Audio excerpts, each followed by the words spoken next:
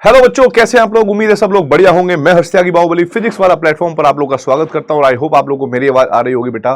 तो आज हम स्टार्ट करने भाई आईआईटी एडवांस के कुछ क्वेश्चंस, ठीक है, जो कि आपको हेल्प करेगा आईआईटी एडवांस में। और वो सोच हम लोगों की बात करेंगे, जो सोच के बारे में, जो सोच एग्जाम के अंदर होती है। यानी कुछ क्वेश्चन मैं आपको दिखाऊंगा, उनके मैं कुछ हिंट दूंगा और उनके आंसर या तो आपको करने हैं या फिर मैं ही करूंगा, ठीक है। तो चलिए बेटा, बिना किसी देरी के शुरुआत करते हैं आज का लेक्चर। सबसे पहले ये सारे के सारे बेटा पीवाईक्यूज हैं आईआईटी के, ध्यान रखना, ठीक है।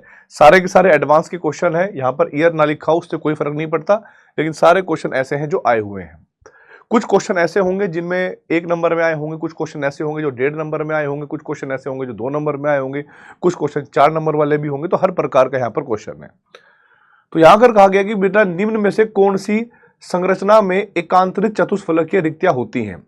एकांतरित चतुष्फलकीय रिक्तियां, देखो बेटा, एकांतरित चतुष्फलकीय रिक्तियों का मतलब होता है बेटा एकांतर क्रम में जो टेट्राहेड्रल है उनको ऑक्यूपाई करना। आपको याद होगा बेटा NaCl में हमारे पास जो क्लोरीन है ये कहाँ रहता है भाई, क्लोरीन कॉर्नर पर रहता है और Na जो है वो ऑक्टाहेड्रल वॉइड पे रहता है। ये बात आपको पता होगी, ये कॉर्नर और फेस पर रहता है। क्लोरीन जो है वो FCC बनाता है। जिंक सल्फाइड जो है, इसके 2 स्ट्रक्चर हो सकते हैं, एक होता है जिंक बुरजाइट और एक होता है जिंक ब्लेंड। जिंक ब्लेंड में आपके पास CCP स्ट्रक्चर होता है और CCP स्ट्रक्चर में 8 ऑक्टाहेड्रल वॉइड होते हैं, यानी 8 अष्टफलकीय चतुष्फलकीय रिक्तियां होती हैं जिनमें से एक को छोड़कर एक पर जिंक रहता है और सल्फाइड जो है वो CCP बनाता है। सेम अगर हम बात करें बेटा HCP की, क्योंकि जो जिंक बुरजाइट है उसमें जिंक सल्फाइड में बेटा जी जो सल्फाइड है वो रहते हैं हमारे पास HCP में। वो कहां रहेंगे बेटा, HCP में। और जो जिंक रहता है वो रहता है ऑल्टरनेटिव यानी एकांतर क्रम में टेट्राहेड्रल वॉइड यानी चतुष्फलकीय रिक्तियों में। ये हमारे पास एंटी फ्लोराइड स्ट्रक्चर है और ये फ्लोराइड स्ट्रक्चर, ये बात आप जानते होंगे कि फ्लोराइड स्ट्रक्चर में जो नेगेटिव आयन है वो कहां पर रहता है भाई, वो रहता है कॉर्नर्स पर। और जो कटायन होता है वो रहता है ऑक्टाहेड्रल वॉइड, ऑक्टाहेड्रल नहीं, क्यूबिकल वॉइड पर, यानी घनीय रिक्तियों पर। तो इसका जो करेक्ट आंसर होगा बेटा, जिसमें चतुष्फलकीय एकांतर क्रम में रिक्तियां भरी होती है, वो होता है जिंक सल्फाइड, ठीक है। तो ये इसका करेक्ट आंसर है। अगर आप लोगों ने पढ़ा होगा टाइप ऑफ स्ट्रक्चर में तो उसका आंसर आपने निकाल लिया होगा। अगला क्वेश्चन देखिएगा बेटा, एक पदार्थ है AXBY फलक केंद्रित घनी यानी FCC जालक में क्रिस्टलीय होता है, जिसमें A परमाणु घन के प्रत्येक कोने पर, B परमाणु घन की प्रत्येक फलक के केंद्र पर होते हैं। पदार्थ AXBY के सही संगठन को पहचानिए। देखो बेटा, अगर हम यहां पर स्ट्रक्चर बनाए तो हमारे पास A अनुपात B हमें निकालना हो, ठीक है।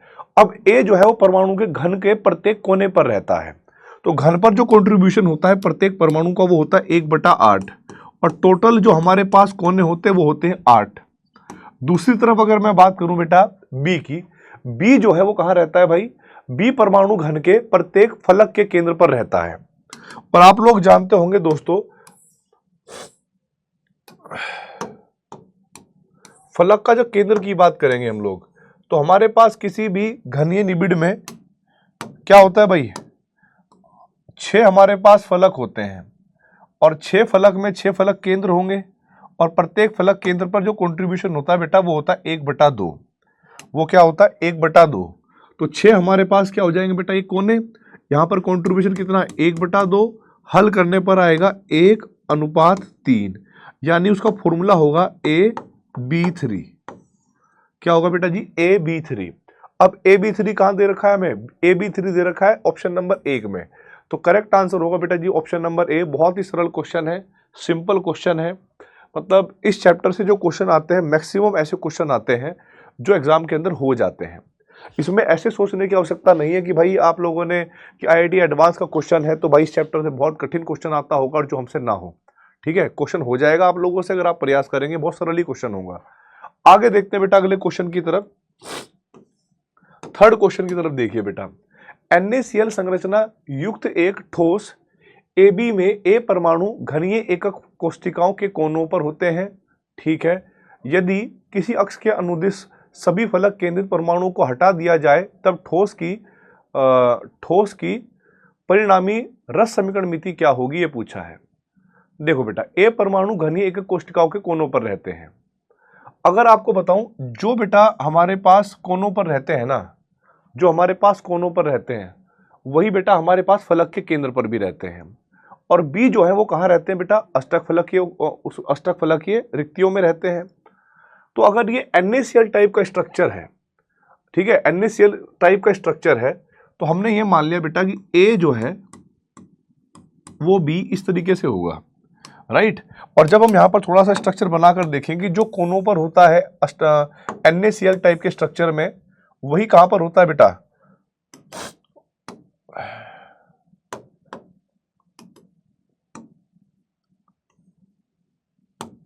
वही कहां पर होता है बेटा? फलक के केंद्र पर। क्योंकि NaCl में कोई एक प्रकार का जो परमाणु होता है, ठीक है, या आयन कह लो आप, वो कुछ इस प्रकार का होता है कि भाई यहां पर कोना, बीच में ऐसे फलक का केंद्र और इधर का कोना, ऐसे होता है बेटा इसके फलक, राइट। तो यहां पर ये तीनों आपस में जुड़े रहते हैं। तो अगर हम बात करें कि जो ए परमाणु है बेटा, वो हमारे पास कहां पर है? कोनों पर है। ए परमाणु कहां पर है बेटा जी? कोनों पर है। और फलक के केंद्रों पर भी होंगे बेटा, फलक के केंद्रों पर भी होंगे। और जो ऑक्टाहेड्रल होंगे बेटा, वो कहां होते हैं? ऑक्टाहेड्रल के बारे में आप जानते होंगे। ऑक्टाहेड्रल के बारे में जानते हैं कि वो रहते हैं अष्टक फलकीय रिक्तियों में। तो बी कहां पर होगा बेटा? बी होगा हमारे पास यहां पर। अष्टक फलकीय रिक्तियां क्या होती हैं? जो आपके पास ये रेखाएं इनके बीच में, और एक अष्टक फलकीय रिक्ति होती है बेटा बीच में, ठीक है, बिल्कुल बीच में, निबिड के बिल्कुल बीच में होती है बेटा, क्यूब के अंदर। अब इन्होंने क्या कहा बेटा? यदि किसी एक अक्ष के अनुदिश सभी फलक केंद्रित परमाणुओं को हटा दिए, फलक के सारे केंद्रों को परमाणुओं को हटाना है। हालांकि अक्ष में पड़ता बी भी है, पर बी नहीं हटाया उन्होंने क्या कहा है कि भाई फलक के केंद्रों पर जो भी आ गए उनको हटा दो आप। मैंने कहा ठीक है भाई। अगर हम बात करें बेटा यहां पर कि जब वो FCC स्ट्रक्चर की बात करते हैं, तो FCC स्ट्रक्चर में जो Z की वैल्यू होती है, Z की वैल्यू होती है बेटा, यानी कितने हमारे पास यौगिक होते हैं Z, वो होते हैं बेटा 4। और यहीं से हमें पता लगता है कि जो ऑक्टाहेड्रल वॉइड है, यानी अष्टक फलकीय रिक्ति और टेट्राहेड्रल वॉइड है, ये होते हैं बेटा जी 4, और ये होते हैं हमारे पास 8। ये क्या होते हैं बेटा जी? 4, और ये होते हैं हमारे पास 8। अब यहां पर क्या हुआ कि जो ए परमाणु है वो तो घनीय एकक कोशिका के कोनों पर है, ठीक है।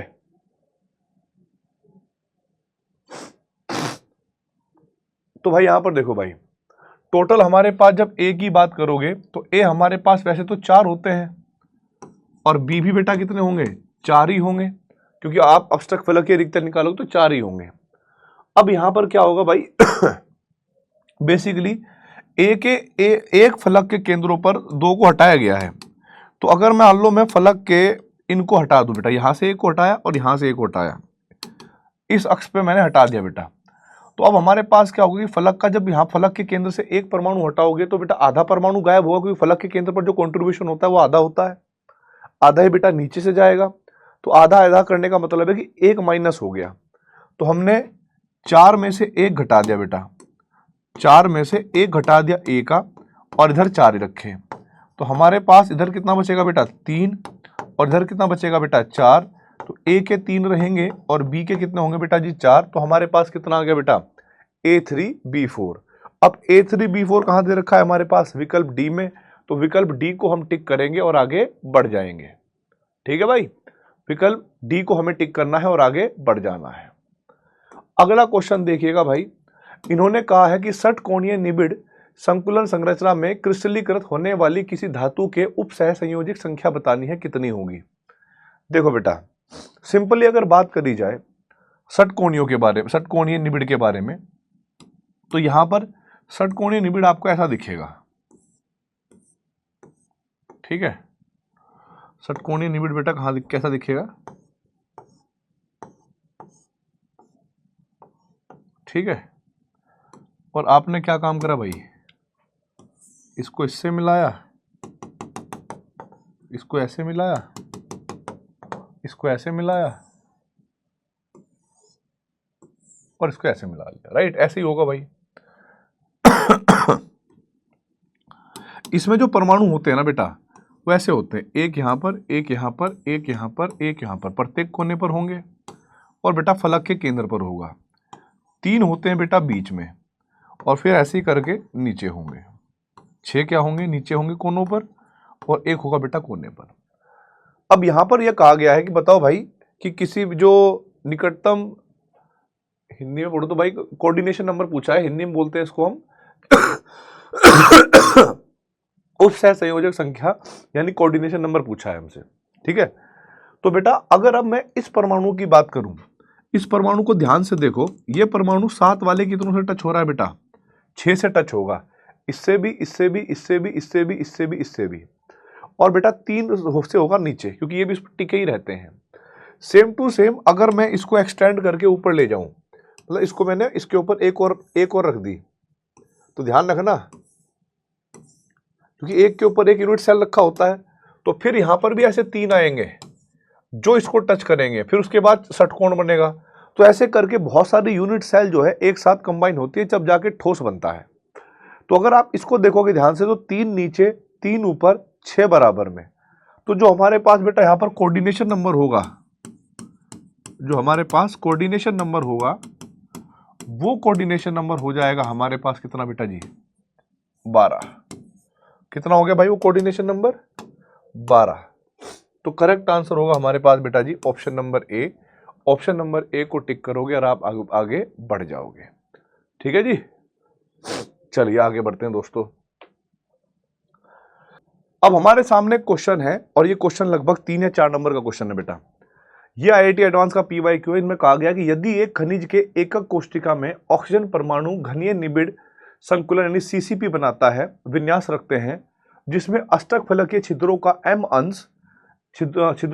अंश और एल्यूमिनियम आयन द्वारा घिरा होता है और चतुष्फलकीय छिद्रों का N अंश मैग्नीशियम आयनों द्वारा घिरा रहता है। तो M तथा N के मान बताने कितने होंगे बेटा। देखिए क्वेश्चन को थोड़ा समझना है बेटा। सबसे पहले क्या दे रखा है ये समझिए। सबसे पहले इन्होंने कहा है कि ऑक्सीजन परमाणु जो है ऑक्सीजन CCP बनाता है। ऑक्सीजन क्या कर रहा है बेटा, CCP बनाता है। तो जो CCP बनाता है तो Z का मान कितना होगा बेटा, 4, क्योंकि जो CCP बनाता है उसके लिए Z का मान 4 होता है। अर्थात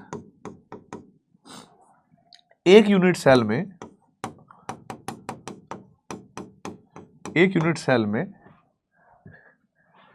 4 ऑक्सीजन परमाणु है। अब क्योंकि ये धातु ऑक्साइड है, तो ऑक्सीजन -2 की फॉर्म में रहेगा और ऑक्सीजन जो है वो O-2 के रूप में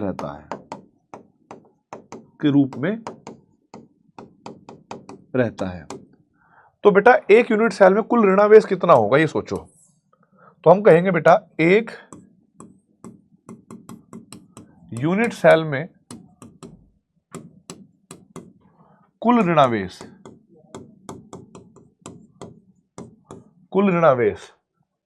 हमारे पास होगा -4 गुणा -2, क्योंकि ऑक्सीजन पर -2 होता है बेटा, तो 4 गुणा -2 बराबर -8 होगा।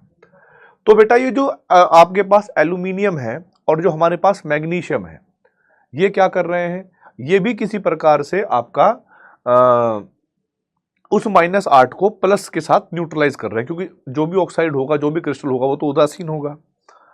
अब चूंकि हम लोग ये बात जानते हैं बेटा कि Z का मान हमारे पास कितना है, 4, तो जो अष्टक फलकीय रिक्तियां हैं तो ऑक्टाहेड्रल वॉइड है, ठीक है, ऑक्टाहेड्रल वॉइड है बेटा, वो 4 होंगे और जो टेट्राहेड्रल वॉइड है यानी चतुष्फलकीय रिक्तियां हैं वो होंगी 8। इन्हीं पर कौन कौन रहता है बेटा इन्हीं के M अंश पर रहता है एल्यूमिनियम, ठीक है, M पर कौन रहता है बेटा, एल्यूमिनियम +3, और N पर कौन रहता है बेटा, एल्यूमिनियम नहीं मैग्नीशियम +2।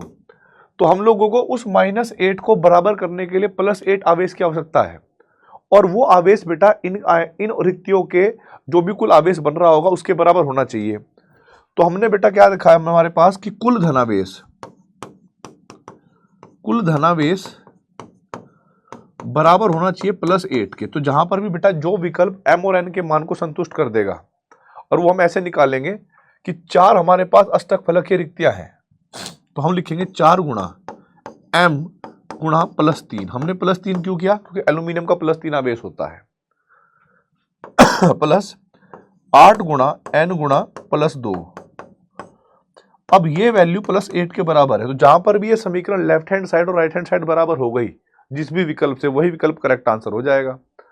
तो हमने m का मान 1/2 और n का मान 1/8 रख के देखा बेटा। तो जैसे ही मैं यहां पर 1/2 रखता हूं, ध्यान से देखिएगा, 4 गुणा m का मान 1/2 और यहां पर +3 है, गुणा का रखा है, प्लस 8 गुणा n का मान कितना दे रखा है बेटा? 1/8 और यहां पर +2। ठीक है, अब इसको आप जैसे आगे हल करोगे बेटा, तो 2 से ये चला जाएगा, कितना बचा बेटा? 2, और 2 दूनी कितना हो गया? 2 तिया कितना हो गया? 6। 8 से 8 कितना हो गया बेटा? कट गया। तो 1 की मल्टीप्लाई 2 से करोगे बेटा तो कितना हो जाएगा? 8। अर्थात इसको हल करने पर हमारे पास 6 प्लस का और 2 प्लस का, यानी प्लस के 8 ही आया है। तो यहां पर left hand side right hand side के बराबर होगी बेटा। तो जो करेक्ट आंसर होगा वो क्या होगा हमारे पास? ऑप्शन नंबर ए की सर पहले वाला विकल्प ही संतुष्ट कर रहा है इसको, तो आगे बढ़ने की जरूरत ही नहीं है। ठीक है,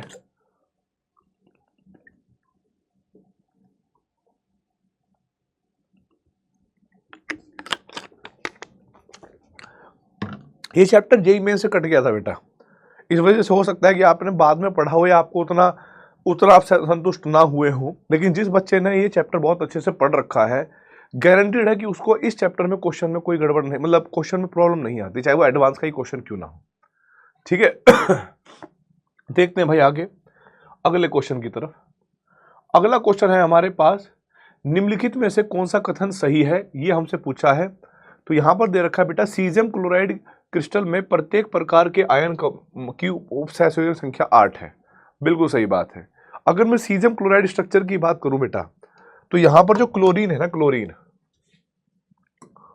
क्लोराइड वो बनाता है FCC, नहीं वो रहता है कॉर्नर पर, वो रहता है बेटा कॉर्नर पर। और सीजियम पॉजिटिव आयन जो रहता है वो रहता है बेटा क्यूबिकल वॉइड, जिसको हिंदी में कहते हैं बेटा घनीय रिक्ति। घनीय रिक्ति। अब घनीय रिक्ति जो कैसे बनती होगी ये भी आपको पता होगा।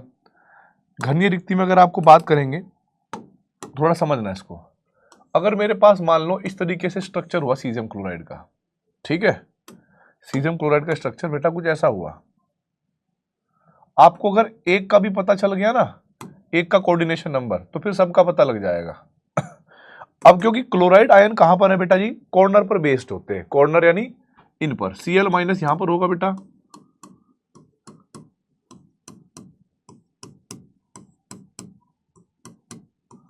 और सीजियम पॉजिटिव आयन होते हैं बेटा इस पर बीच में, बिल्कुल अंदर घनीय रिक्ति के अंदर। अब क्योंकि ये सीजियम बेटा जी 8 क्लोरीन को टच करेगा, 4 ऊपर 4 नीचे, ठीक है, 4 ऊपर 4 नीचे, चाहे देख लो ये कोऑर्डिनेशन नंबर होंगे इनके, ऐसे करके 4 ऊपर 4 नीचे। तो बेटा एक होता है रेडियस रेशियो रूल और एक होता है बेटा चार्ज रेशियो।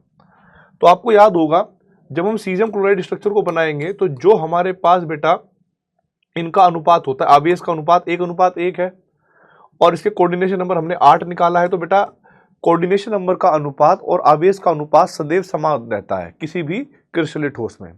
तो जब यहाँ पर 1:1 है, तो यहाँ पर अगर इसका 8 आया है तो सीधी बात क्या होगा, क्लोरीन का भी कितना होगा बेटा? 8 होगा, ताकि आवेश मेंटेन रहे। तो ये बात हमारे पास करेक्ट है भाई कि सीजियम क्लोराइड क्रिस्टल में प्रत्येक प्रकार के आयन का उपसहसंयोजक संयोजन संख्या 8 है। तो ये तो हो गया बेटा करेक्ट। अब इन्होंने कहा कि बीसीसी संरचना में क्रिस्टलीकृत होने वाले धातु के उपसहसंयोजक 12 होती है। अब जब हम बीसीसी की बात करेंगे बेटा, बॉडी सेंटर, तो हमारे पास हमें याद होगा कि बीसीसी में बेटा यौगिक कहां कहां रहते हैं भाई? बॉडी सेंटर में रहते हैं। अब यहां पर हमें थोड़ा बनाकर दिखाना पड़ेगा आपको। जैसे मान लीजिएगा, एक मिनट देना भाई,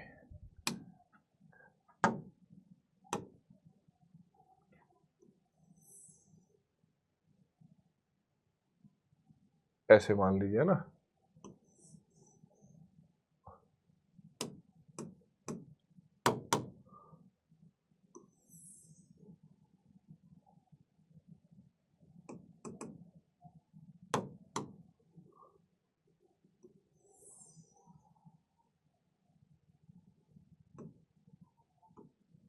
देखो बेटा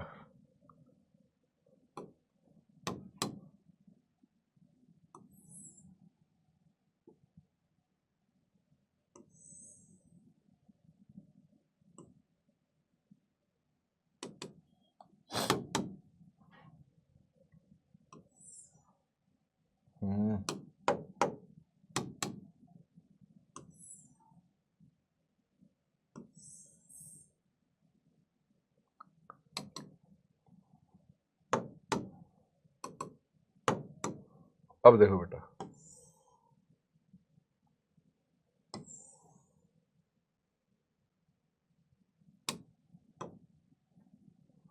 थोड़ा दिमाग लगाना भाई।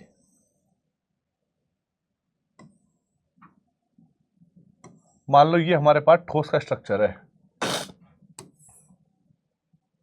ठीक है।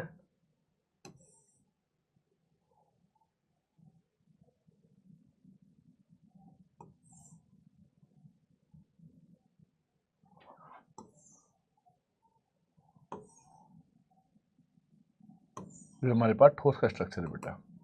अब बीसीसी में जो यौगिक रहते हैं वो कहाँ रहते हैं बेटा? कॉर्नर पर और बॉडी सेंटर पे, ठीक है। कॉर्नर पर रहते हैं भाई और बॉडी सेंटर पे रहते हैं बेटा। अब यहां पर मैंने मान लिया कि भाई यहां पर तो आ गया हमारे पास कॉर्नर, ठीक है। ये कॉर्नर वाला परमाणु होगा, ये मैंने आर्ट दिखाई है आपको ताकि एक यूनिट सेल दूसरी यूनिट सेल ऐसे मिलकर पूरा स्ट्रक्चर बनना हो। अब मैं अगर बॉडी सेंटर की बात करूं बेटा, तो किसी भी एक घन के अंदर, इस घन के अंदर यहां पर एक कोना मान लेना भाई, ऐसे कोना होगा, ठीक है। तो यहां पर अगर आप ध्यान से देखोगे बेटा, तो प्रत्येक कोने पर, मतलब प्रत्येक ऐसे करके जो छिद्र होगा, सपोज करो कि यहां पर कोना है हमारे रूम पे और यहां पर बॉडी सेंटर है बेटा, तो ये इससे टच हो रहा होगा। अब ये कोना कितने घन के साथ कनेक्ट है बेटा? कितने यूनिट सेल के साथ कनेक्ट है? 8 के साथ, 4 नीचे और 4 ऊपर, 4 नीचे और 4 ऊपर। और प्रत्येक के बॉडी सेंटर पे जो परमाणु होगा वो बिल्कुल बीचों बीच होगा, तो बेटा इसका 8 होना चाहिए था। कितना होना चाहिए था बेटा इसका बॉडी सेंटर का कोऑर्डिनेशन नंबर? बेटा 8 होना चाहिए था। तो यहां पर कहता है बेटा कि बीसी संरचना में क्रिस्टलीकृत होने वाली धातु का उपसह संख्या 12 नहीं होती बेटा, 8 होनी चाहिए थी। क्योंकि देखो इसको एक कोना मिलता बेटा इसके सेंटर पे, एक कोना मिलता पिछले वाले के सेंटर पे, एक बीच में यहां पर मिलता, मतलब कोना नहीं कहेंगे इसको, हम कहेंगे केंद्र, है ना। एक बॉडी सेंटर मिलता इस पर, एक बॉडी सेंटर मिलता वहां पर, एक बॉडी सेंटर इसमें मिलता, एक बॉडी सेंटर इसमें मिलता, एक बॉडी सेंटर इसमें मिलता, एक बॉडी सेंटर इसमें मिलता। या अगर हम दूरी की भी बात करें तो ये जो परमाणु है हमारे पास ये, और इसका जो बॉडी सेंटर होगा बेटा वो होता है a√3/4 डिस्टेंस पर, a√3/4 डिस्टेंस पर। आपको कुछ याद आया होगा, राइट। तो बेटा इसका जो कोऑर्डिनेशन नंबर है वो हमारे पास होना चाहिए था 8, ना कि 12। चलिए भाई बढ़ते हैं आगे। तो ये तो इसका आंसर करेक्ट नहीं है। एक आयनिक क्रिस्टल में एकक कोष्टिका इसके कुछ आयनों का अन्य एकक कोष्टिकाओं के साथ साझा करती है, ठीक है।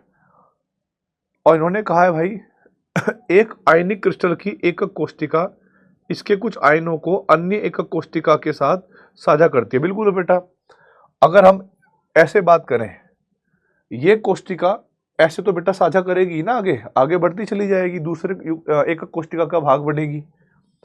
ओके, फिर इनमें से कहा गया है बेटा NaCl में एकक कोष्टिका की लंबाई 552 पिकोमीटर है।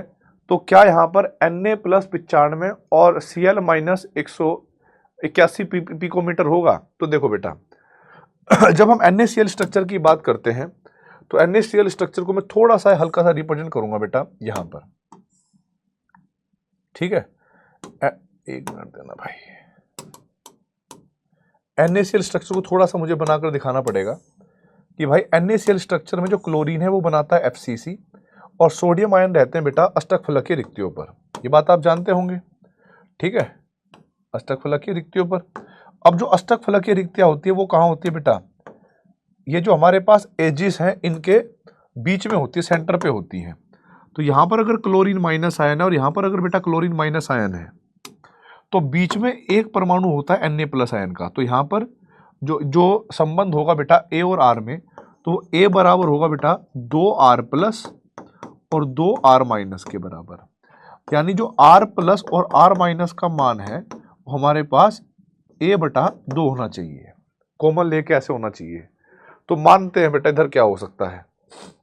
तो हमारे पास R प्लस को हमने जोड़ा 95 प्लस 181 बराबर होना चाहिए बेटा 552 बटे 2। तो यहां पर आप जब जोड़ोगे भाई 552 बटे 2 तो हमारे पास 95 प्लस 181, तो यह आ गया बेटा जी 276 बराबर। इधर देखते हैं भाई 552 भाग 2, तो ये भी बेटा 276 आ गया। यानी लेफ्ट हैंड साइड और राइट हैंड साइड को क्या कर रहा है, ये वेरीफाई कर रहा है। इस वाले संबंध को क्या कर रहा है बेटा, ये वेरीफाई कर रहा है। अगर इस संबंध को ये वेरीफाई कर रहा है, इसका मतलब क्या हुआ कि ये वाला कथन भी सत्य है। ठीक है, और ये वाला कथन भी सत्य था क्योंकि एक लाइन जो होती है, ये जो आयन रेखा होती है, दूसरे वाले को भी साझा करती है। तो भाई करेक्ट आंसर हो जाएगा हमारे पास A, C और D। करेक्ट आंसर क्या होगा बेटा मल्टीपल सिलेक्टेड में A, C और D। चलिए अगले क्वेश्चन की तरफ बढ़ते हैं बेटा। अब देखो बेटा यहां पर दे रखा है NaCl संरचना के एक आयनिक ठोस Mx पर विचार करें। मतलब NaCl टाइप का एक स्ट्रक्चर है Mx, एक नई संरचना Z का निर्माण करें जिसकी एकक कोष्टिका का Mx की एकक कोष्टिका से नीचे दिए गए अनुक्रमिक अनुदेशों के अनुसार द्वारा दिया गया है। आवेश संतुलन की उपेक्षा करें। ठीक है, केंद्र वाले को छोड़कर सभी ऋणायनों को हटाएं। सभी फलक केंद्रित धनायन, यानी फलक के केंद्र पर धनायन है, ठीक है, और को ऋणायनों में बदलें। सभी कोनों से धनायन M को हटाएं। ठीक है, और सभी केंद्रीय ऋणायन M को धनायनों से बदलें। तो देखो बेटा पहले तो आपको स्ट्रक्चर ये समझना है कि जो हम लोग NaCl का टाइप का स्ट्रक्चर बनाते हैं ना, उसमें धनायन रहते हैं अष्टक फलकीय रिक्तियों पर। ठीक है, यानी M पॉजिटिव कहां रहते हैं, Na प्लस कहां रहता है, अष्टक फलकीय रिक्तियों पर, और Cl माइनस बनाता है FCC। तो इनको पढ़ने के बावजूद, क्योंकि ये एक इंटीजर टाइप का क्वेश्चन है, बाद में हमें ऋणायनों की संख्या और धनायनों की संख्या का अनुपात बताना है कि क्या होगा। तो पहले हम लोगों को क्या करना है कि इसमें इंटरचेंज करना है। इस बार क्या करोगे आप लोग, क्योंकि लिखा हुआ है कि सभी फलक केंद्रित धनायनों M को ऋणायनों X में बदलें और सभी कोनों पर धनायन M को हटाएं। यानी कहीं ना कहीं कोनों पर भी कौन है, धनायन है, तो इन्होंने इंटरचेंज करा है। तो हम लोगों ने क्या करा बेटा, एक निबिड बनाया। हमने क्या करा बेटा, एक निबिड बनाया इस तरीके से, एक यूनिट सेल। मतलब निबिड का मतलब होता है यूनिट सेल, जिसमें क्वेश्चन के अनुसार हम लोगों ने क्या करा भाई, NaCl का स्ट्रक्चर बनाया। और हमने ये मान लिया कि स्टार्टिंग में मेटल जो है वो FCC बना रहा है, और मेटल ही बेटा जी कोनों पर है। मेटल ही कहां पर है बेटा जी, कोनों पर है, और मेटल ही कहां पर है बेटा, FCC बनाएगा। अब यहां पर भी M plus M plus M plus M plus M plus M plus M plus, starting में हमने ये रखा बेटा। और जो X नेगेटिव है, X नेगेटिव कहां पर है बेटा, X नेगेटिव तो आपको पता है कि भाई अष्टक फलकीय रिक्तियों पर होंगे। ठीक है, अष्टक फलकीय रिक्तियों पर होंगे। यहां पर अष्टक फलकीय रिक्तियां कहां कहां पर होती है भाई, ऐसे होंगी। तो इन्होंने क्वेश्चन का टाइप को ही थोड़ा चेंज करा है। अब देखो इन्होंने क्या क्या करा है भाई, और OA एक होता है बीच में, अष्टक फलकीय रिक्ति एक होती है बीच में। सभी कोनों से धनायनों को हटा दो। ठीक है, और ये भी कहा है कि सभी फलक केंद्रित M को ऋणायनों में बदल दो। तो देखो बेटा अगर हम इनको हटा दें, किनको हटा दें भाई, कोनों से M पॉजिटिव को भी हटा दिया हमने, कोनों से M पॉजिटिव को हटा दिया। ठीक है, सारे गायब हो गए बेटा ये। और ये भी कहा है कि जो फलक केंद्रित M पॉजिटिव हैं, M पॉजिटिव फलक केंद्रित, इनको ऋणायनों X में कन्वर्ट कर दो। तो X हमारे पास ये हो गए बेटा, ये X हो गए फलक केंद्रित, ठीक है, ये बड़ा क्रॉस का मतलब है हटा दिया, रिमूव कर दिए बेटा। ठीक है, एक्स केंद्रित यहां पर हो गए, और इन्होंने कहा कि केंद्रीय ऋणायन एक्स को एम में बदल दो। एक्स कहां पर पहुंच गई, एम में बदल दिया। तो ध्यान रखना, एक एम यहां पर है और एक्स कहां पर है बेटा, सिर्फ फलकों के केंद्रों पर है। तो इन्होंने अगर ऋणायन, अब इस टाइम पर हम कुल ऋणायन कैलकुलेट करें, बाकी सारे कोने वाले हमने हटा दिए, क्योंकि इन्होंने बोला कि सभी कोनों से धनायन एम को हटा दो, बाकी सबको हटा दो। तो सब हटाने के बाद हमारे पास सिर्फ यही बचा हिसाब किताब। तो एक यहां पर क्या हो गया, एम यानी धातु, और 3 क्या हो गया बेटा, ऋणायन। तो अगर मैं यहां पर कुल ऋणायन निकालूंगा बेटा, कुल x माइनस, तो क्योंकि वो m पॉजिटिव के स्थान पर पहुंच गए हैं, तो हमारे पास 6 फलक है, 1 बटा कंट्रीब्यूशन रहता तो बेटा 3 आएगा। और अगर हम बेटा जी कुल m प्लस की बात करोगे तो वो सारे हट चुके हैं, केवल कहां रह चुका है, मतलब बॉडी सेंटर पे जो हमारे पास इसका अष्टक फलकीय रिक्ति होगी वहां पर, तो उसकी संख्या होगी बेटा 1।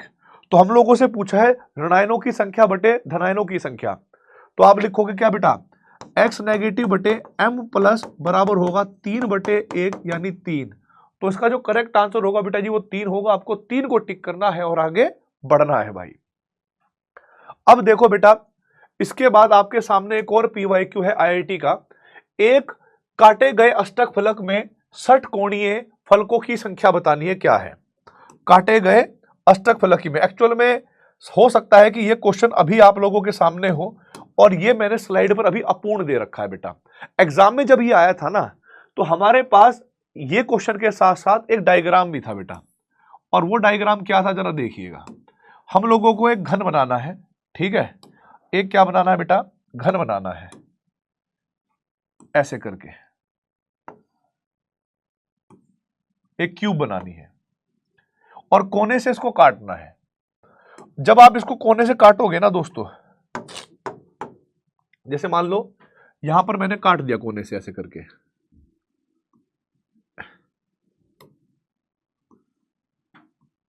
ऐसे काट दिया, हर साइड से ऐसे काटूंगा,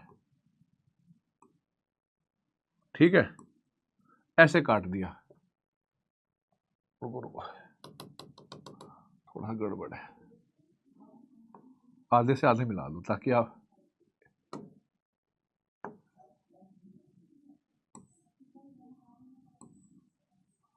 ठीक है। जब आप इसको निकालोगे ना बेटा, तो आपके पास जो एक्स बनेगा हर कोने से, जब हम इसको काटेंगे ऐसे करके, ठीक है, या फिर ये मान लो हमने यहां से काटा, हर कोने से हमने क्या कर दिया, इसको छील दिया। ये एग्जाम में जो है फिगर के साथ आया था, शायद यहाँ पे नहीं बनाया गया होगा। तो फिगर के साथ जब आप बनाओगे हर कोनों से काटकर, तो हमारे पास जो है षटकोणीय फलक बनेंगे, और वो जो षटकोणीय फलक होंगे उनकी संख्या हमें बतानी है बेटा। तो अगर हमारे पास 8 कोने हैं, 8 कोनों को हम काट रहे हैं और उससे हम षटफलकीय रिक्तियां निकाल रहे हैं बेटा, तो उनकी संख्या बेटा 8 ही होगी, क्योंकि जहां पर ये कटेगा और जो फलक बनेगा, जैसे कोना है, कोने को आप छील दो, काट दो, तो जो बनने वाली आकृति होगी वो हमारे पास कैसी होगी, षटकोणीय फलकों की वो संख्या होगी बेटा।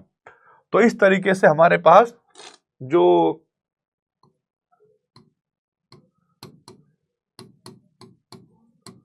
षटकोणीय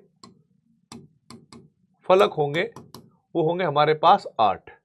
और बेटा जब इसको आप ऐसे ऐसे काट दोगे, तो एक हमारे पास अष्टक फलक भी बचेगा, अष्टकोणीय फलक, तो वो होंगे हमारे पास 6। ठीक है, अब देखते हैं भाई अगले क्वेश्चन की तरफ। अगला क्वेश्चन में दिया गया है कि द्विविमीय वर्गाकार एकक कोष्टिका में संकुल दक्षता बतानी है, कितनी होगी बेटा। आप लोग अगर इस संकुल इसको देख पा रहे होंगे, ठीक है, तो आप लोग ये समझिएगा कि ये जो टच हो रहे हैं बेटा, वो यहां से यहां तक टच हो रहे हैं। इसकी ए और आर में जो रिलेशन होगा वो क्या होगा बेटा, कि a√2 बराबर 4r होगा बेटा, राइट और रॉन्ग, a√2 बराबर 4r होगा। और हम लोग जब संकुल दक्षता की बात करते हैं, तो संकुल दक्षता का फॉर्मूला क्या होता है भाई, संकुल दक्षता का फॉर्मूला होता है परमाणु का क्षेत्रफल। ध्यान रखना भाई, अगर हमारे पास 2x में कोई चीज फलक दे रखा है, वर्गाकार क्या होता है, द्विविमीय मतलब 2D 2x में दे रखा होता है, तो वहां पर हम क्षेत्रफल लेते हैं। अगर हम 3D लिखते हैं, यहां पर त्रिविम लिखते हैं, द्विविमीय के स्थान पर त्रिविम लिखते हैं, तब हम आयतन यूज करते हैं। तो यहां पर हम परमाणु का क्षेत्रफल बटे यूनिट सेल का क्षेत्रफल गुणा 100, ये फॉर्मूला लगा देंगे। अगर मैं यहां पर कुल जेड का मान निकालूं बेटा कि कुल कितने परमाणु है, तो आप लोग देखोगे एक परमाणु का 1/4 हिस्सा ये, 1/4 हिस्सा ये, 1/4 हिस्सा ये और 1/4 हिस्सा ये और एक ये। तो जेड का मान कितना आ गया बेटा, 2 आएगा। और ये वर्ग भी है तो यहां पर लिखूंगा मैं 2 गुणा, और भाई क्षेत्रफल का फॉर्मूला होता है पाई आर स्क्वायर।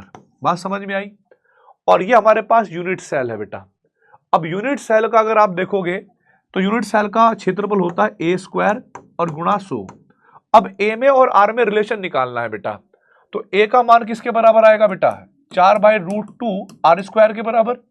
ठीक है, ए का वैल्यू कितनी आई बेटा, 4/√2 आर, मतलब 4/√2 आर ये आ गया। जैसे ही ए के स्थान पर आप बेटा जी ये रखोगे आर के वैल्यू में, तो जो हमारे पास संकुल दक्षता आई वो होगी 2 पाई का मान, पाई रख लो अभी तो खैर, आर स्क्वायर, यहां पर हो जाएगा ए का वर्ग, तो हम लोग इसका 4 का वर्ग कर दो बेटा, तो 4 गुणा 4 फिर आर का वर्ग स्क्वायर, और √2 का वर्ग करोगे तो बेटा वो 2 हो जाएगा, लेकिन वो 2 ऊपर जाएगा और गुणा में 100 आ जाएगा भाई यहां पर। इससे ये खत्म हो गया, 2 दूनी 4 से खत्म हो गया। पाई की वैल्यू होती है 3.14 अपॉन में 4 गुणा में 100। ठीक है भाई, देखते हैं कौन सी वैल्यू मैच होती है भाई इससे।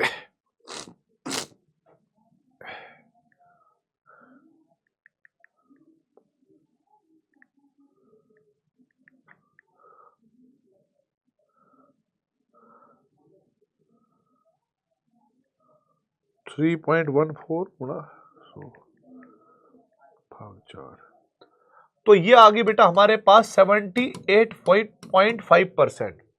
तो 78.5 वैल्यू कहां दे रखी है बेटा, 78.54% जो है वो ऑप्शन नंबर डी में आंसर दे रखा है। तो हम लोग इसको टिक कर देंगे और आगे बढ़ जाएंगे। आई होप आप लोगों को ये बात समझ में आ गई होगी कि हमने किस तरीके से ये 2D स्ट्रक्चर करा है। अगला क्वेश्चन देखेंगे भाई। अब हमारे सामने क्वेश्चन है, वो है परमाणु एक्स एफसीसी जालक तथा समान जालक के एकांतरित चतुष्फलकीय रिक्तियों को घेरता है। परिणामी ठोस की संकुल दक्षता परसेंटेज में किसके निकटतम होगी, ये बताना है। देखो बेटा, अगर मान लो कोई हमारे पास परमाणु है जो कि एफसीसी बनाता होगा, तो सबसे पहले हमें क्या करना है, एफसीसी बना के दिखाना पड़ेगा भाई। क्या करना पड़ेगा, हमें एफसीसी बना के दिखाना पड़ेगा। अब एफसीसी में जो परमाणु होते हैं बेटा वो कहां कहां पर होते हैं, कोने पर और बेटा फलक के केंद्र पर, कोने पर और फलक के केंद्र पर। और भाई साथ ही साथ ये भी ध्यान रखना कि एक्स जो है वो एकांतरित का मतलब होता है एक को छोड़कर चतुष्फलकीय रिक्तियों पर। तो पहले तो मैंने एक्स को बताया भाई कि एक्स यहां पर है, कोनों पर है,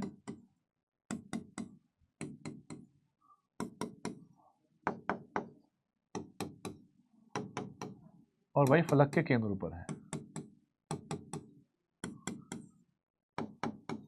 ठीक है, ये हो गया हमारे पास कोनों पर और फलक के केंद्रों पर। फिर इन्होंने ये भी कहा है कि भाई जो एकांतरित अष्टक फलकीय रिक्ति हैं, सॉरी चतुष्फलकीय रिक्ति हैं, तो आपको याद होगा बेटा कि जो चतुष्फलकीय रिक्तियां होती हैं एफसीसी के अंदर वो होती है बॉडी सेंटर के, कहां पर बेटा जी, बॉडी सेंटर के यहां पर कहीं बीच में। ठीक है, तो एक को छोड़कर टोटल। अब मैं यहां पर एक छोटी सी बात बताता हूं बेटा आपको। सबसे पहले यदि एक्स एफसीसी बनाता है तो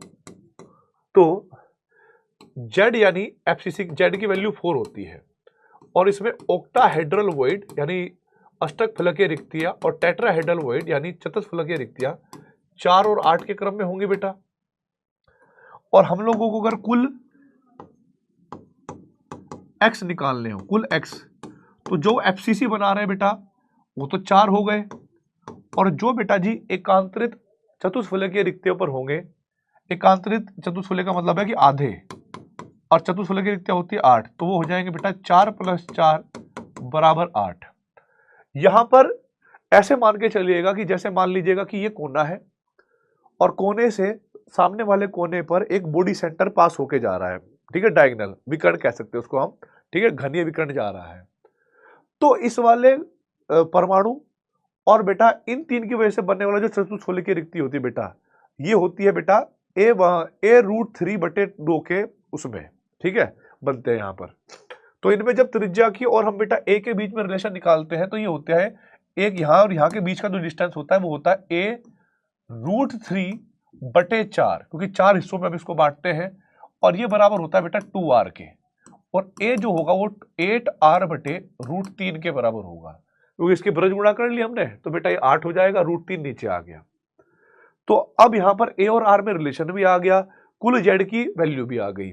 अगर मान लो मुझे यहां से निकालना हो दोस्तों, ठीक है, यहां पर मुझे क्या निकालना हो, यहां पर निकालना हो मुझे संकुल की दक्षता, तो मैं लिखूंगा बेटा संकुल की दक्षता, संकुल की दक्षता बराबर, ठीक है, परमाणु का आयतन,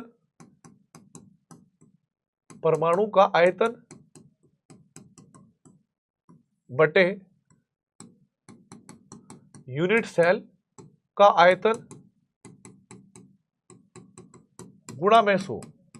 अब परमाणु मेरे पास 8 है और हर एक आयतन, आयतन का मतलब 3D स्ट्रक्चर है, तो बेटा जो परमाणु होगा उसको हमने गोला माना होगा, और गोले का आयतन होता है 4/3 πr³ बटे, यहां पर लिखोगे आप a³ गुणा में 100।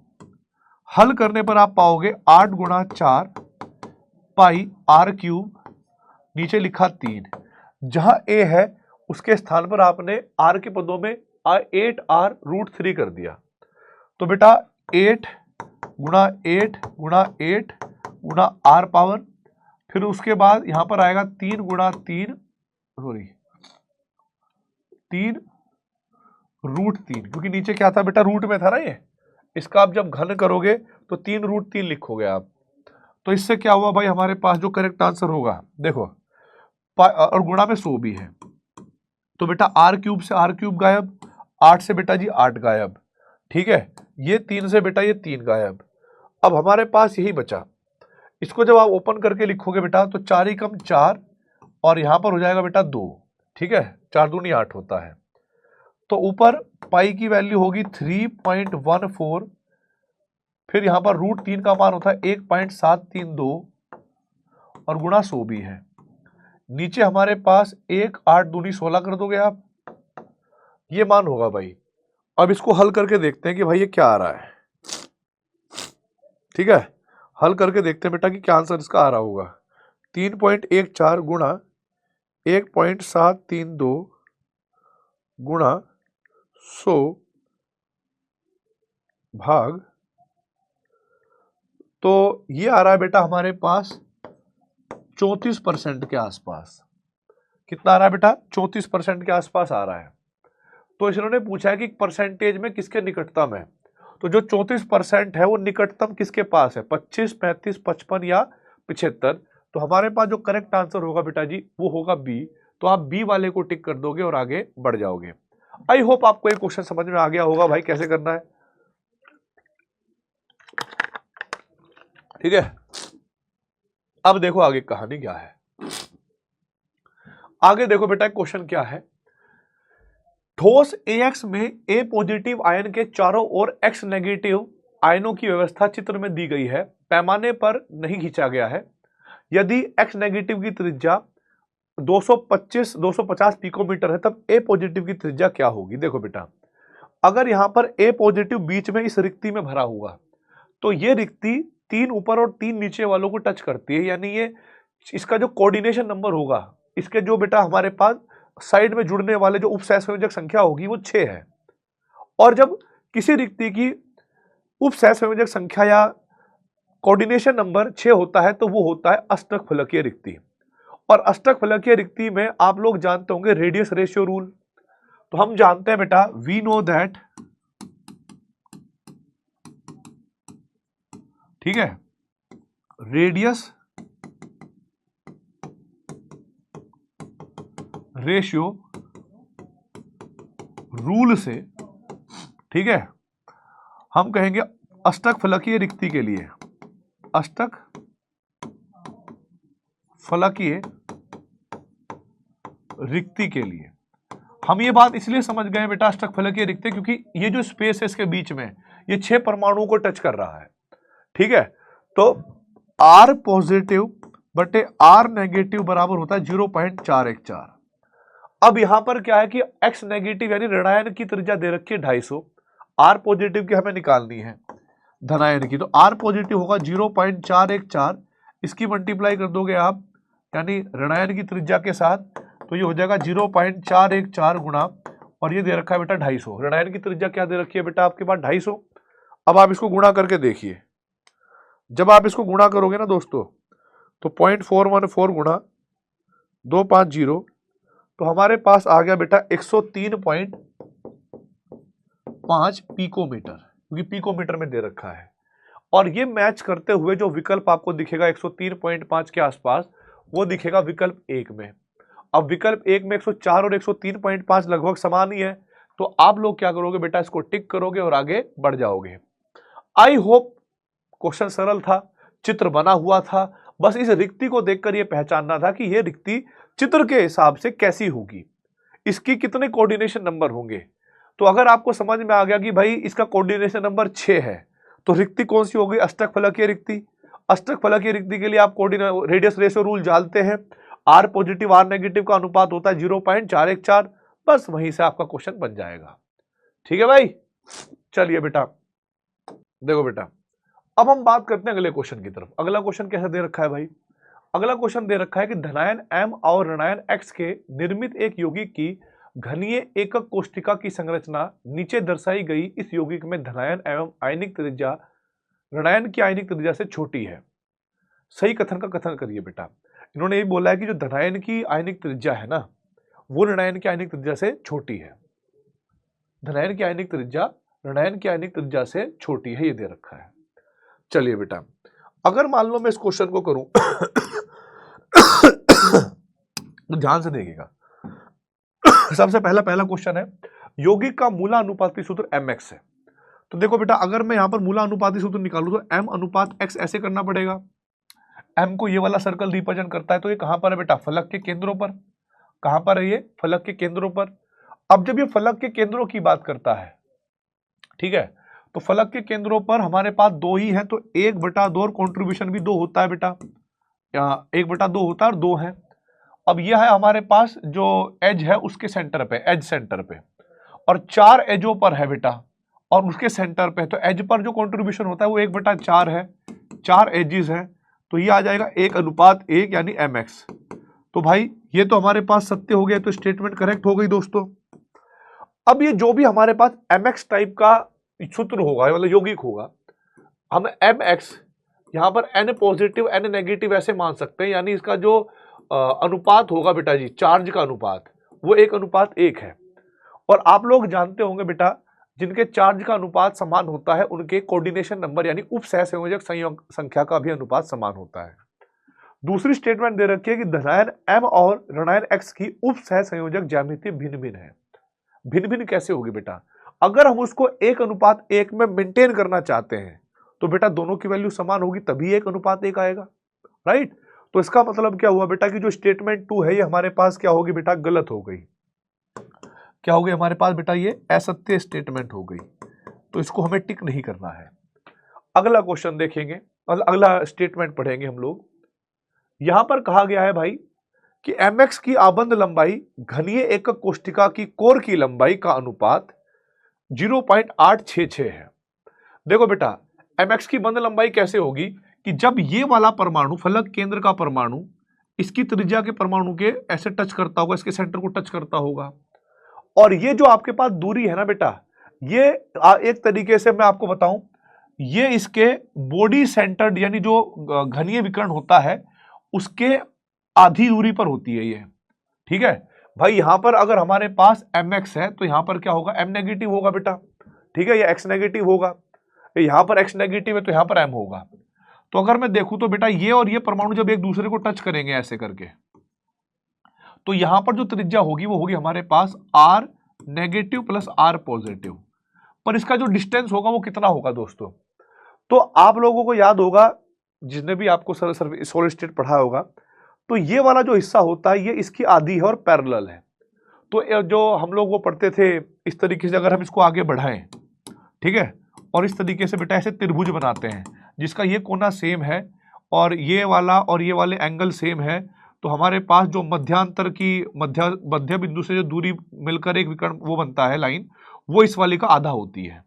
यानी जो हमारे पास घन का विकर्ण है वो क्या होता है बेटा, वो होता है a√3 और ये दूरी इसका आधा, यानी इसका कितना हो गया बेटा 2। बात समझ में आई? तो ये हमारे पास क्या हुआ बेटा, इन्होंने बोला mx बंध की लंबाई और घनीय एकक कोष्टिका की कोर की लंबाई का अनुपात, यानी r पॉजिटिव और r नेगेटिव क्या है बेटा, ऋणायन और अनायन की त्रिज्या का योग। इसी को हम क्या बोल देंगे बेटा कि यही हमारे पास बंध की लंबाई है। अब घनीय कोष्टिका की जो लंबाई है यानी r नेगेटिव या कह लो r पॉजिटिव, जो भी आपको कहने का मतलब है, r नेगेटिव r पॉजिटिव बटे 1, इसका अनुपात पूछा है और ये बराबर होगा बेटा √3 बटे 2। √3 का मान होता है बेटा 1.732 बटे 2। अब इसको हल करके देखते हैं कि भाई इसका मेल हो भी रहा है कि नहीं हो रहा है। तो दोस्तों ये दे रखा है 1.732 डिवाइड बाय 2, तो ये आ गया 0.866, ठीक है, तो ये भी करेक्ट आ गया बेटा। और धनायन m और ऋणायन x की आयनिक त्रिज्याओं का अनुपात 0.414 होता है बेटा। ये तो तब होता जब अष्टक फलकीय रिक्ति में ये होते हैं, राइट, और बिल्कुल सही बात है, लेकिन यहां पर तो ऋणायन फलकों के केंद्रों पर है तो ये नहीं होगा। और दूसरी बात इन्होंने बोल रखा है कि धनायन की आयनिक त्रिज्या ऋणायन की आयनिक त्रिज्या से छोटी होती है, तो बाकी सब ठीक है, लेकिन यह असत्य है, ठीक है, क्योंकि यहां पर अगर आप निकाल के भी देखोगे तो आपके पास वो नहीं आएगा। तो करेक्ट आंसर हो जाएगा ए और सी। इसको आपको टिक करना है और आगे बढ़ जाना है। चलिए देखते हैं बेटा अगले क्वेश्चन की तरफ। ये आईआईटी एडवांस में आया हुआ क्वेश्चन है और इस क्वेश्चन में सॉलिड स्टेट कह लो, डाइपोल डाइपोल इंटरेक्शन कह लो या केमिकल बॉन्डिंग, इनका भी प्रयोग किया गया है। यहां पर क्या बताया गया बेटा कि निम्नलिखित यौगिकों में से उन द्रव अवस्थाओं में मानते हुए विचार करें O2, HF, H2O, ammonia, H2O2 और भाई CCl4, क्लोरोफोम और भाई C6H6 और C6H5Cl जब एक आवेशित कंघे यानी कोम को इनके प्रभाव के पास रखा जाता है तो इनमें से कितने नीचे दिए गए चित्र के अनुसार जो है वो विचलित होंगे, ये आपको बताना है बेटा। कितने विचलित होंगे ये आपको बताना है। तो भाई देखो बताओ फटाफट कौन कौन से होंगे बेटा, ठीक है, कहां गया पानी गया, कौन कौन से होंगे ये बताना है। आपको कहीं ना कहीं ऐसा चुनना है कि जैसे फॉर एग्जांपल मेरे पास ये फोन है, चलो फोन तो ज्यादा बड़ी चीज होगी, जैसे मेरे पास ये पेन है, अगर मैं पेन को इसको रब करता हूं, आपने एक्सपेरिमेंट करके देखा हो, अगर मैंने ये पेन को रब किया बेटा, बहुत ज्यादा रब किया, तो इस पर कोई ना कोई आवेश आ जाएगा। और बेटा अगर मैं इसको छोटे छोटे पार्टिकलों के पास लेकर जाता हूं, अगर यहां पर कोई कागज होता तो मैं आपको एक्सपेरिमेंट दिखा सकता था। ये मान लेते हैं, ठीक है, ये हमारे पास क्या होगा बेटा, एक कागज लिया हमने, तो हमने भाई इसके छोटे छोटे पार्टिकल बनाने हैं, फिर हमने बीच में से ऐसे फाड़ दिया भाई ये, वो जी, फिर इसको हमने और छोटा कर लिया, क्या कर दिया भाई हमने, और छोटा कर दिया, फिर हमने इसको और छोटा कर दिया, फिर हमने क्या करा बेटा, इसको और छोटा कर दिया, और इसको बेटा हमने ऐसे छोटा छोटा करते हम चले गए। अब क्योंकि मुझे एक्सपेरिमेंट आपको दिखाना भी है कि भाई मैं आपको फील करा सकूं, समझा सकूं, ठीक है, तो भाई वैसे तो ये केमिकल बॉन्डिंग जैसा क्वेश्चन लेकिन सॉलिड स्टेट में दे रखा है तो भाई इसको करना पड़ेगा। देखो बेटा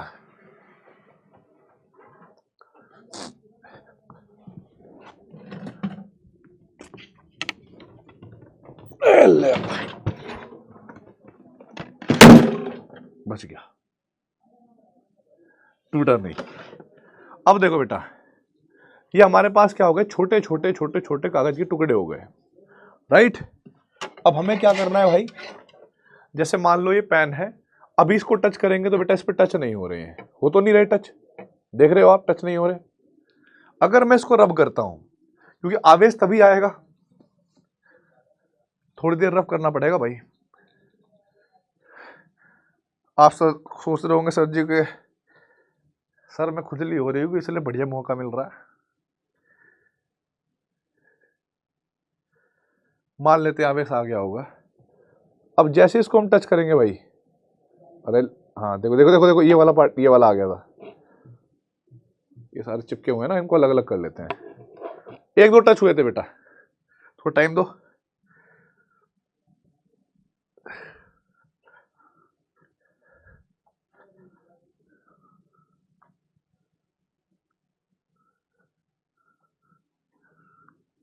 तो देखना भाई, देखो ये टच हो रहा है, ये हिल रहा है, ये टच हुआ था, हिला था भाई। आप लोगों को देखो ये वाला पार्टिकल देखना भाई, ये वाला पार्टिकल, सिर्फ एक पर ध्यान देना, ये सारों को मैंने एक तरफ कर दिया, सिर्फ इस पर फोकस करना, ये वाला जो है, क्योंकि फिर ये उदासीन हो जाता ना, एक बार यूज करके देखो। अरे ये तो अच्छा नहीं हुआ, ये नहीं हुआ भाई, ये वाला हुआ था यार।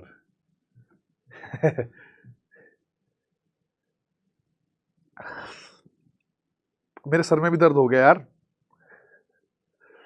कितना रगड़वाया जाएगा, शायद इस बार हो जाए। देखो ये देखो, ये टच हुआ ना, ये टच हुआ, उठा, ये देखो ये देखो ये देखो, ये उठ रहा है, ये उठ रहा है बेटा, है ना, ये उठ रहा है अपने आप, ये देखो ध्यान से, ये वाला उठ रहा है, एक बार साइड कर दे, उठ रहा है, नीचे गिरा, ये देखो फिर उठ रहा है। तो इसका कहने का मतलब है कि भाई जिसमें भी द्विध्रुव आघूर्ण आएगा, जिसमें भी द्विध्रुव आघूर्ण आएगा, वो क्या काम करेगा भाई, आवेशित हो जाएगा इस कंघे के रूप में। तो यहां पर जब आप स्ट्रक्चर की बात करोगे बेटा, HF के स्ट्रक्चर की बात करोगे, O2 के स्ट्रक्चर की बात करोगे, तो O2 का स्ट्रक्चर होता है बेटा लीनियर। इसके लिए डाइपोल मोमेंट की जरूरत होती है, जो नेट डाइपोल मोमेंट होता है वो होता है 0।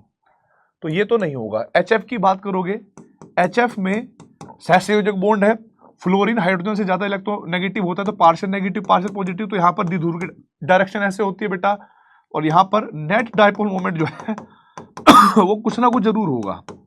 तो भाई एक तो हो गया HF जो घूमेगा। जल के बारे में आप लोग जानते हैं कि जल डाइपोल मोमेंट की डायरेक्शन कुछ ऐसे होगी बेटा, पार्शियल नेगेटिव पार्शियल पॉजिटिव, और ये भी एक द्विध्रुव आघूर्ण रखेगा, और यहाँ पर नेट डाइपोल मोमेंट का मान कुछ ना कुछ जरूर होगा, 0 के बराबर नहीं है। वैसे भी इसको हम ध्रुवीय विलायक कहते हैं। तो बेटा वाटर भी होगा, अमोनिया भी होगी। H2O2 की अगर हम बात करेंगे, ठीक है, तो H2O2 का स्ट्रक्चर होता है बेटा जी ऐसा, इसकी डायरेक्शन ये, इसकी डायरेक्शन ये, और इसकी डायरेक्शन ये, तो 0 0 ही हो जाए क्योंकि ऑक्सीजन ऑक्सीजन है, ठीक है। ये क्या हो गया बेटा, ऑक्सीजन ऑक्सीजन है। लेकिन बाकी अगर हम बात करें यहां पर CCl4, यहां पर क्लोरोफॉर्म ये नहीं होगा, ये होगा, तो हमारे पास 1 2 3 H2O2। H2O2 का अगर हम ऐसे मान के चले भाई, क्योंकि ये एंगल 180 डिग्री का तो है नहीं, ये लगभग होगा आपके पास 109 का, और ये होगा 109 का। तो यहां पर जो नेट डाइपोल मोमेंट है वो कहीं ना कहीं थोड़ा बहुत रहेगा। तो बहुत सारे बच्चों को ये लग रहा होता है कि भाई H2O2 का जो स्ट्रक्चर है ये बिल्कुल ऐसा होता है ओपन बुक की तरह, और ये एंगल 180 डिग्री पर होता है। ऐसा नहीं होता बेटा। sp3 हाइब्रिडाइजेशन होती है हमारे पास दोनों हाइड्रोजन की, दोनों ऑक्सीजन की। तो बेटा ये एंगल 109 डिग्री और ये एंगल 109 डिग्री, या इधर वाला, ठीक है। तो जिस वजह से ये पूरा का पूरा कैंसिल आउट नहीं करते, और इसका भी कोई ना कोई नेट डाइपोल मोमेंट जो है आपके पास रहता है, डज नॉट इक्वल टू 0। तो इसको भी आपको कंसिडर करना पड़ेगा। तो हमारे पास जो करेक्ट आंसर होगा बेटा वो 1 2 3 4 5 और 6 होंगे। तो इंटीजर टाइप का क्वेश्चन था, सिर्फ आपको स्ट्रक्चर बनाकर देखना था, ठीक है, सिर्फ आपको स्ट्रक्चर बनाकर देखना था। जैसे सॉलिड स्टेट के स्ट्रक्चर होते हैं, यहां पर नॉर्मल इन्होंने केमिकल कंपाउंड के स्ट्रक्चर दे दिए। तो करेक्ट आंसर हमारे पास क्या हो गया बेटा, इसका 6 हो गया। अगला क्वेश्चन कहा गया है कि ठोसों में अपूर्णताएं यानी दोषों की बात करी गई है और दोषों के संबंध में सही कथन बताना है क्या है। फ्रैंकल दोष सामान्यतः धनायन और ऋणायनों के आकार में बहुत कम अंतर के कारण अनुकूलित होता है। देखिए, सबसे पहले बात बताऊं, जो शोटकी दोष है, शोटकी दोष हमेशा उन सॉलिड ठोसों में लगता था जिनमें धनायन और ऋणायनों का आकार लगभग बराबर होता था या उनका अंतर बहुत कम होता था, और फ्रैंकल वहां पर लगता था जहां पर धनायन और ऋणायनों के बीच का अंतर बहुत ज्यादा होता था। और यही कारण है कि जो डी ब्लॉक के तत्व हुआ करते थे, उनके जो लवण हुआ करते थे, उनमें ज्यादातर फ्रैंकल दोष को देखा गया था। तो बेटा, फ्रैंकल दोष सामान्यतः धनायन और ऋणायनों के आकार में जब ज्यादा अंतर होता था तब लगता था। यहां पर दे रखा है बहुत कम अंतर होता है, तो बेटा ये वाली स्टेटमेंट क्या होगी बेटा, हमारे पास असत्य हो गई। ठीक है, फ्रैंकल दोष एक विस्थापन दोष है, बिल्कुल विस्थापन दोष है भाई, कि एक जो आपके पास धनायन या छोटा जो भी आयन होता है वो अपने स्थान को हटकर बीच में किसी रिक्त स्थान में चला जाता है, तो विस्थापन हो जाता है। जालक में किसी इलेक्ट्रॉन का फंसना एफ केंद्रक का निर्माण करता है, यह भी सत्य है। शॉटकी दोषों का ठोसों में भौतिक गुणों पर कोई प्रभाव नहीं पड़ता है। शॉटकी दोष जब लगता है बेटा, तो मानते हैं कि भाई आपके पास जो है डेंसिटी पे कोई परिवर्तन नहीं है, सॉरी, डेंसिटी पर परिवर्तन आता है, क्योंकि शॉटकी दोष में क्या होता है कि समान रूप से धनायन और ऋणायन गायब हो जाते हैं, आयतन समान रहता है लेकिन द्रव्यमान कम हो जाता है, तो घनत्व क्या हो जाता है बेटा, कम हो जाता है।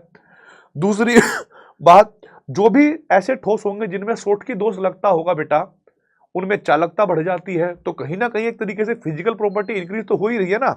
तो हम लोग क्या कहेंगे भाई, यहां पर शॉटकी दोषों का ठोसों में भौतिक गुणों पर कोई प्रभाव नहीं पड़ता, ये हमारे पास क्या हो गया बेटा जी, असत्य स्टेटमेंट।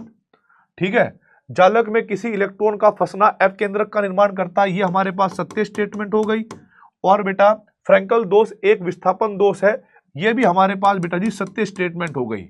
मल्टीपल सेलेक्टिव क्वेश्चन है, सही कथन हमें बताना था, तो बेटा बी और सी क्या हो जाएंगे, इसके करेक्ट आंसर हो जाएंगे। बी और सी क्या हो गए बेटा, इसके करेक्ट आंसर हो गए। तो इस तरीके से भाई आज की जो डीपीपी थी या जो प्रैक्टिस सेशन था, उसमें सॉलिड स्टेट के ये क्वेश्चन थे जिनकी आप प्रैक्टिस करेंगे, और कोशिश करेंगे कि भाई इस टॉपिक में अगर आपके फॉर्मूले याद है, आपका विजुअलाइजेशन अच्छा है, तो आप लोगों के जो आंसर है वो बिल्कुल करेक्ट जाएंगे। तो आई होप आपको समझ में आया होगा। अपना ध्यान रखें, अच्छे से पढ़ाई करते रहें। All the very best. जय हिंद, जय भारत, वंदे मातरम, भारत माता की जय।